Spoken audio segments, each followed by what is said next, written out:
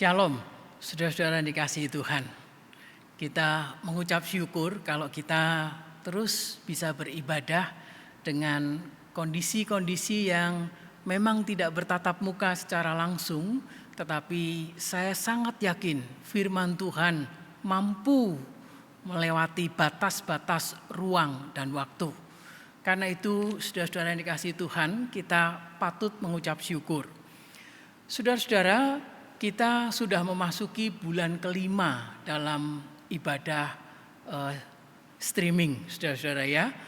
Dan kita sedang mempersiapkan untuk memasuki ibadah konvensional. Kita bersyukur pemerintah memberikan kelonggaran dengan diizinkannya rumah ibadah menyelenggarakan ibadah secara konvensional. Saudara-saudara, pemerintah memiliki istilah new normal, saudara ya. Satu tatanan atau kebiasaan yang baru dalam kehidupan kita sehari-hari. Saudara-saudara, apa itu new normal? Ya, ini istilah yang berarti ya kita beradaptasi, ya kebiasaan hidup kita kembali normal, tetapi kita tidak menyangkali masih ada COVID-19. Namun kita mempunyai tata cara yang baru, pola hidup yang baru. Saudara-saudara, kebiasaan yang baru yang harus kita jalani, kita tidak menyerah dengan adanya COVID-19, namun kita hidup berdampingan dan tetap produktif, saudara ya.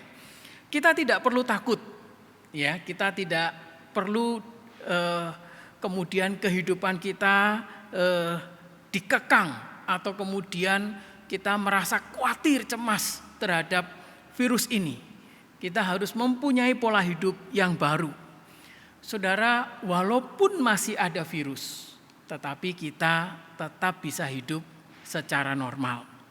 Saudara yang dikasihi Tuhan, keadaan new normal seharusnya juga terjadi dalam diri orang percaya Tuhan, ya. Orang-orang yang sudah bertobat dan percaya Tuhan, hidupnya harus memiliki hidup yang baru dengan tatanan yang baru.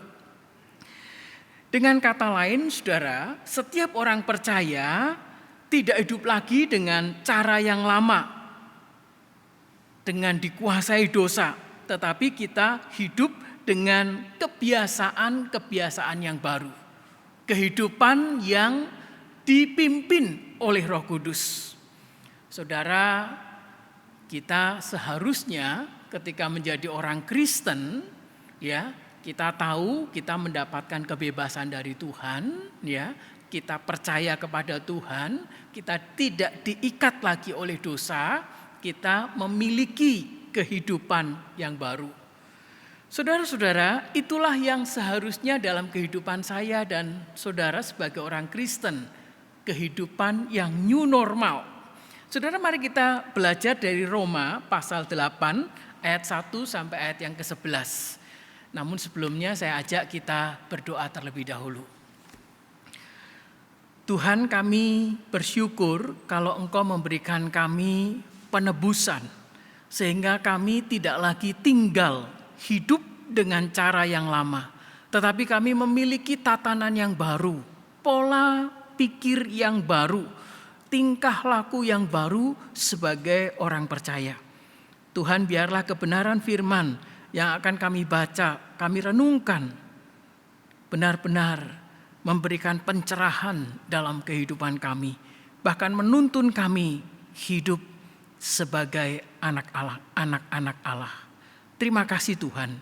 Di dalam nama Tuhan Yesus kami berdoa. Amin. Roma pasal yang ke-8 ayat 1 sampai ayat yang ke-11 saya akan bacakan untuk saudara. Hidup oleh Roh. Demikianlah sekarang tidak ada penghukuman bagi mereka yang ada di dalam Kristus Yesus. Roh yang memberi hidup telah memerdekakan kamu dalam Kristus dari hukum dosa dan hukum maut. Sebab apa yang tidak mungkin dilakukan hukum Taurat karena tak berdaya oleh daging, telah dilakukan oleh Allah dengan jalan mengutus anaknya sendiri dalam daging, yang serupa dengan daging, yang dikuasai dosa. Karena dosa, ia telah menjatuhkan hukuman atas dosa di dalam daging, supaya tuntutan hukum Taurat digenapi di dalam kita, yang tidak hidup menurut daging, tetapi menurut roh. Sebab mereka yang hidup menurut daging memikirkan hal-hal yang dari daging.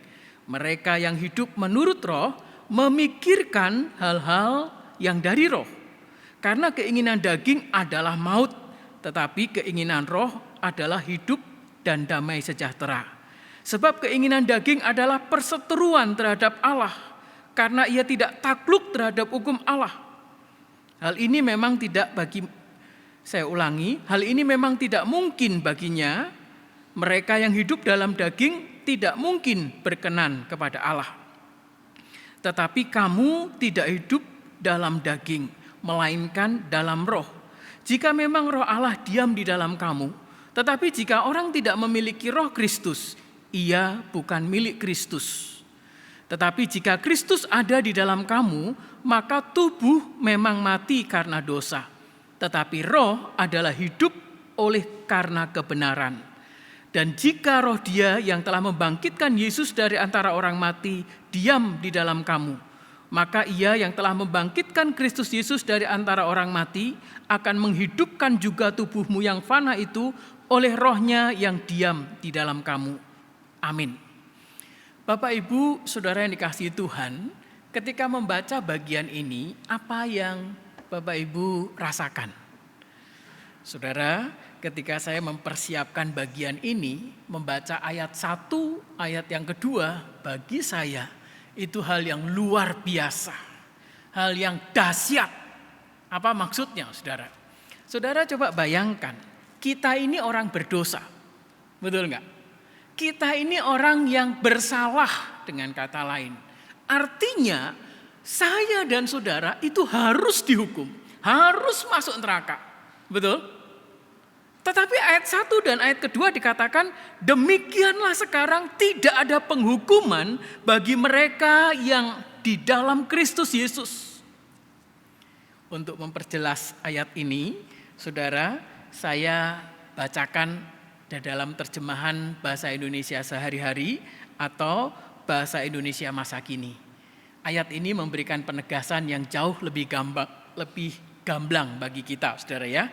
Ayat 1 dikatakan demikian, sekarang tidak ada lagi penghukuman terhadap mereka yang hidup bersatu dengan Kristus Yesus. Sebab roh Allah yang membuat kita hidup bersatu dengan Kristus Yesus sudah membebaskan saya dari hukuman yang menyebabkan dosa dan kematian. Saudara, kalau tadi membaca ayat 1, ayat 2, maka ayat yang ketiga itu menunjukkan adanya pengampunan, adanya penebusan yang dilakukan oleh Tuhan. Dan kita perlu ingat, saudara ya, ketika saudara bertobat, kemudian saudara dibaptis, saudara ingat apa arti baptisan? Mati dan bangkit bersama Kristus. Karena itu saudara, kalau kita percaya kepada Tuhan, kita hidup memiliki hidup yang baru, maka saudara dan saya tidak lagi mendapatkan hukuman dosa atau kematian kekal itu. Amin, saudara. Yakin kalau saudara percaya Yesus, saudara bersatu. Ini garis dibawahi kata percaya Yesus bersatu. Percayanya apa, saudara? Percaya Dia sudah mati dan bangkit. Dan saudara dan saya bersatu dengan Yesus. Hal yang kita pahami, kira-kira Tuhan Yesus dihukum masuk neraka enggak? Enggak kan? Tuhan Yesus pasti di surga. Karena itu kalau saudara percaya, saudara juga sama. Karena saudara bersatu dengan Tuhan, saudara tidak dihukum lagi. Puji nama Tuhan. Bagi saya ayat 1 dan kedua ini sungguh-sungguh ajaib. Karena jelas-jelas dikatakan, terpujilah Tuhan orang-orang yang percaya kepadanya tidak lagi mendapat hukuman kekal. Saudara-saudara, apa artinya? Kita masih tinggal dalam tubuh dosa, tetapi kita kok bisa mendapat jaminan? Saudara, ini ilustrasinya begini, saudara ya.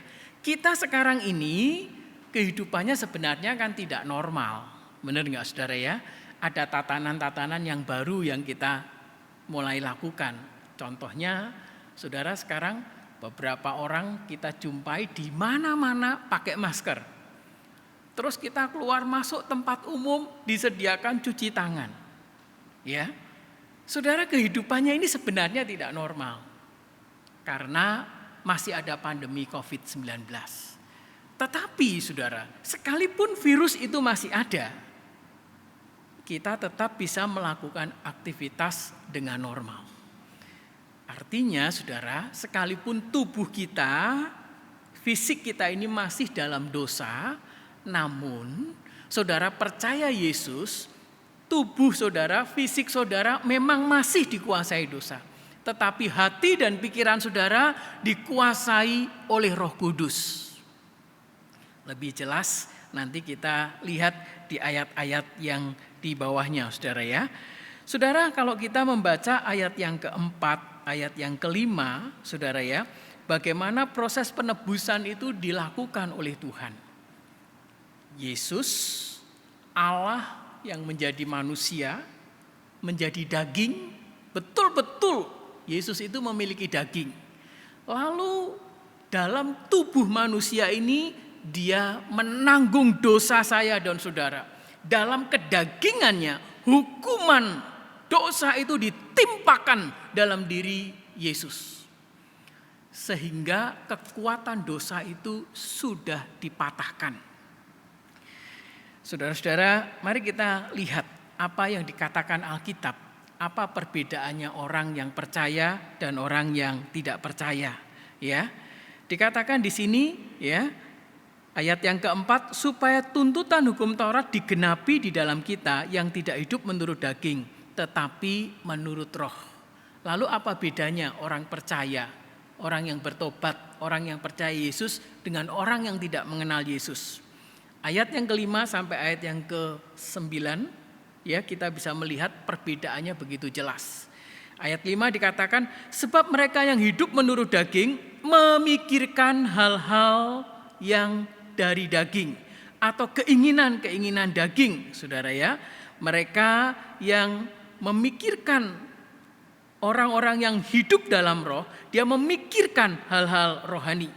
Karena keinginan daging adalah maut, tetapi keinginan roh adalah hidup dan damai sejahtera. Ayat yang ke-7, sebab keinginan daging adalah perseteruan. Jadi orang-orang yang belum merasakan kasih karunia Tuhan, belum bertobat, di dalam dirinya masih ada keinginan perseteruan, keinginan untuk mendapatkan kepuasan kedagingan, kepuasan jasmania. Dan itu berarti menentang hukum Allah dengan begitu jelas. Bahkan ayat yang ke-8 memberikan penegasan mereka yang hidup dalam daging tidak mungkin hidupnya berkenan Allah. Namun saudara dan saya itu orang-orang yang berbeda. Coba kita perhatikan ya ayat yang ke-9.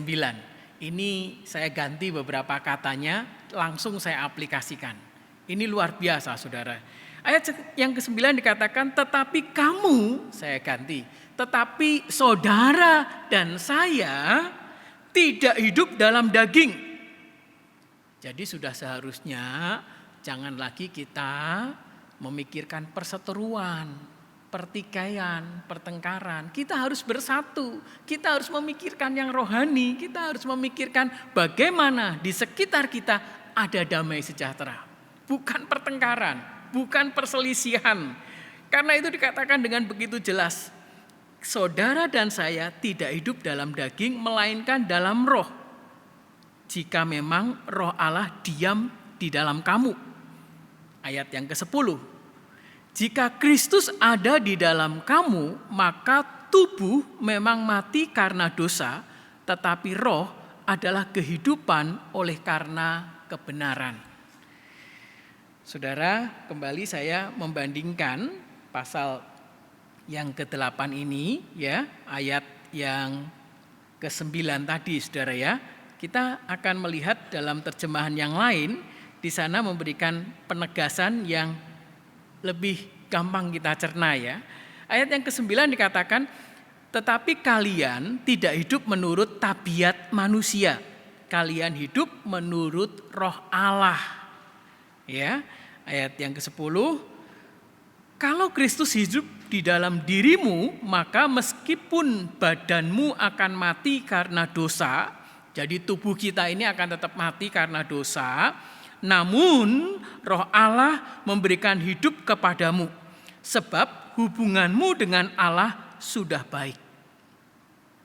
Ini perbedaannya, Saudara. Orang yang percaya dan orang yang enggak percaya. Orang yang bertobat, hidupnya berbalik dari dunia ini kepada Allah. Ini perbedaannya, Saudara. Nah, aplikasi yang gambaran yang jelas bagi kita begini, Saudara ya.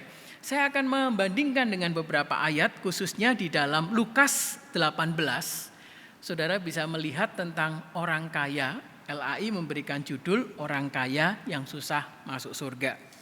Saudara jangan menafsirkan, wah kasihan ya orang kaya itu susah masuk surga gitu ya. Saudara kenapa gitu, saudara bukan masalah kekayaannya.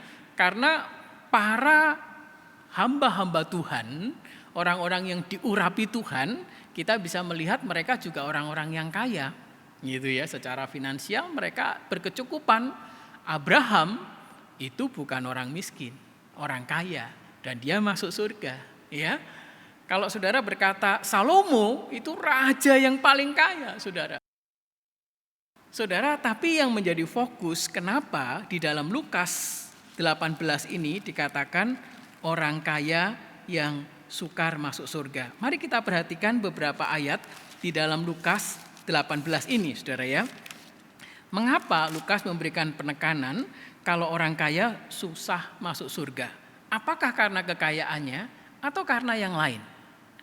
Saya kutip secara cepat ya. Saudara, Lukas 18 ayat 18 ini dikatakan ada seorang pemimpin bertanya kepada Yesus, katanya, "Guru, apa yang harus aku perbuat untuk memperoleh hidup yang kekal?" Yesus menjawab, "Ikuti hukum Taurat. Jangan membunuh, jangan berzina, jangan bersaksi dusta, jangan mengingini milik orang lain, turutilah ayahmu dan ibumu." Guru, orang ini merespon guru dengan berkata, "Semuanya itu sudah aku lakukan." Lihat saudara, berarti orang ini bukan orang jahat, ini orang baik, orang yang punya akal budi yang baik. Tetapi apa kata Yesus? Ketika mendengar jawaban itu, ayat 22, Yesus berkata, "Masih tinggal satu hal lagi yang harus kamu lakukan. Jualah segala yang kamu miliki dan bagi-bagikan itu kepada orang miskin, maka engkau akan beroleh harta di surga. Kemudian datanglah kemari dan ikutlah aku." Lalu respon orang kaya itu apa, saudara? Ketika orang itu mendengar perkataan itu, ia menjadi amat sedih sebab ia sangat kaya. Kira-kira kenapa dia nggak jadi ikut Yesus? Karena kekayaannya atau karena dia terikat dengan kebiasaan-kebiasaan yang lalu dia lakukan, atau dengan kata lain dia sudah terbiasa terikat dengan kekayaan. Dia takut kehilangan harta bendanya. Bahkan ketika diperbandingkan pilih Yesus atau pilih harta, dengan kata lain begitu saudara ya. Orang ini akhirnya begitu sulit untuk meninggalkan hartanya. Jadi tidak masalah hartanya saudara ya, tapi masalah hatinya yang sudah terbiasa terikat. Saudara-saudara yang dikasihi Tuhan, perlu kita sadari bahwa kehidupan kita ketika kita percaya kepada Tuhan, kita tidak lagi terikat oleh dosa, kebiasaan-kebiasaan dosa.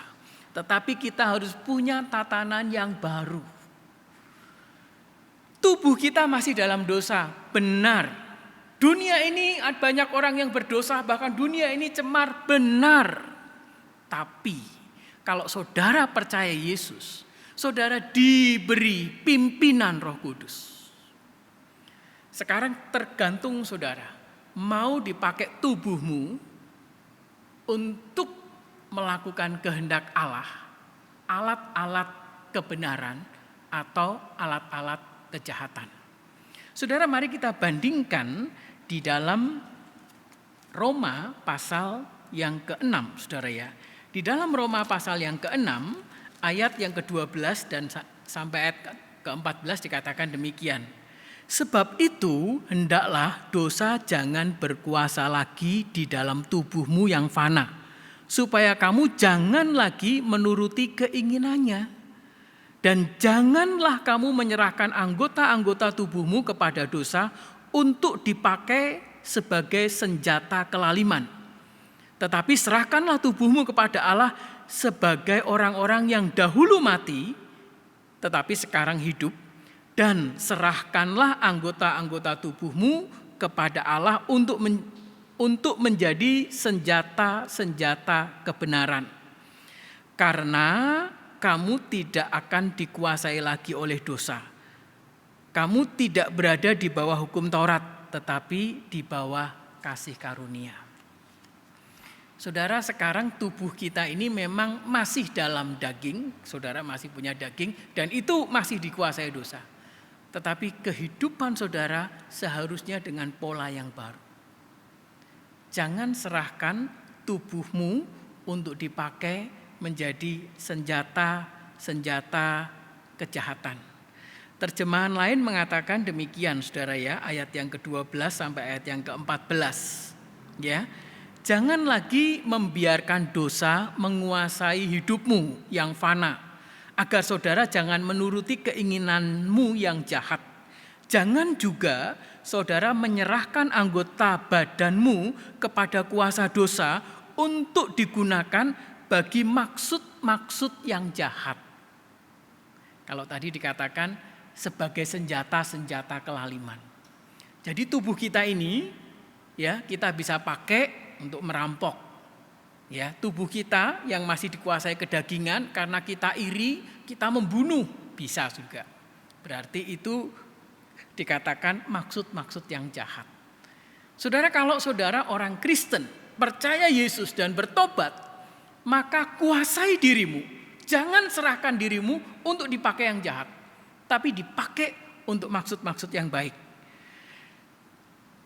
Bagian berikutnya dikatakan, serahkanlah dirimu kepada Allah sebagai orang yang sudah dipindahkan dari kematian kepada hidup. Serahkanlah dirimu seluruhnya kepada Allah supaya dipakai untuk melakukan kehendak Allah. Saudara-saudara yang dikasihi Tuhan, inilah kehidupan new normal orang-orang yang bertobat. Saudara harus paham, kita masih dalam daging, ada dosa. Dikuasai kedagingan kita, dikuasai dosa. Tetapi bagian roh kita sudah dihidupkan. Dan kehidupan kita bisa dipimpin Roh Kudus. Dalam pendahuluan tadi saya menjelaskan kita harus memiliki kehidupan new normal. Walaupun masih dalam daging yang berdosa, masih kadang-kadang ada iri, ada kejengkelan, kemarahan, tapi saudara, tubuhmu, pikiranmu, perasaanmu, kita bisa serahkan kepada Tuhan. Ketika misalnya kita mengalami sakit hati, terus kita marah, kita ingin menyakiti orang lain. Saudara bisa duduk di bawah kaki Tuhan. Minta kekuatan Roh Kudus. Jangan sampai tanganku, mulutku melukai orang. Biar dipakai oleh Tuhan. Inilah kehidupan new normal orang-orang yang bertobat. Menyerahkan hidupnya untuk dipakai sebagai senjata-senjata kebenaran. Karena itu saudara yang dikasihi Tuhan, mari kita ambil waktu diam diri sejenak. Apakah kehidupan kita, hati, pikiran kita, mulut kita masih sering memakai kebiasaan tabiat lama. Atau kita hidup dengan tatanan yang baru, new normal. Hidup yang penuh kasih, hidup yang mengejar damai sejahtera. Roma pasal yang ke-14 ayat 17 dengan jelas mengatakan hal kerajaan surga bukanlah soal makanan dan minuman, bukan masalah jasmania. Hal kerajaan surga adalah soal kebenaran, soal damai sejahtera, soal sukacita surgawi. Dan itulah kehidupan new normal bagi orang-orang percaya. Saudara-saudara yang dikasihi Tuhan, kita tidak lagi dikuasai dosa. Kita dikuasai oleh Roh Kudus. Tetapi tangan dan kakimu yang menguasai dirimu. Dan dirimu sudah ditebus oleh Tuhan. Mari kita ambil waktu untuk berdiam diri. Tuhan,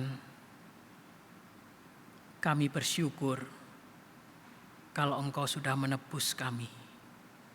Sekalipun masih dalam tubuh dosa dan kami masih mengalami kematian secara fisik. Namun secara rohani Engkau memberikan jaminan keselamatan. Dan hidup kami tidak lagi dikuasai dosa. Tuhan, terima kasih karena penebusan yang Kau berikan. Kami mau meresponinya dengan mempersembahkan tubuh kami, hati, pikiran, perbuatan, perkataan dikuasai. Kami serahkan di bawah pimpinan Roh Kudus. Terima kasih Tuhan untuk firman-Mu. Di dalam nama Tuhan Yesus kami berdoa. Amin.